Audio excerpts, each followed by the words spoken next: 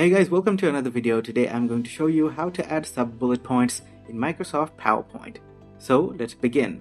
So as you can see, I have an invited guest list, and if I select the guest names right over here and click on bullet point, as you can see they are now bullet pointed. And if I click extended option here, I only have the option to change the bullet points, but there is no option to make them sub-bullet point. So let's say that Jimmy's son is going to come, and Jimmy's son should be a sub-bullet point to Jimmy. So let's go to the beginning of the text and then press tab.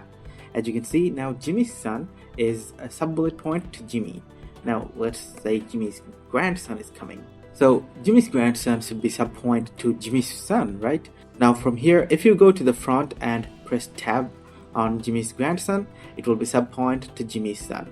In similar way, if you want to add more sub-points, just let's say I inserted random text, and if I want to make this a sub-point, then press tab and it will be sub-point to the previous bullet point. So guys, if you found this video helpful, then please leave a thumbs up and subscribe to my channel for more helpful videos like these.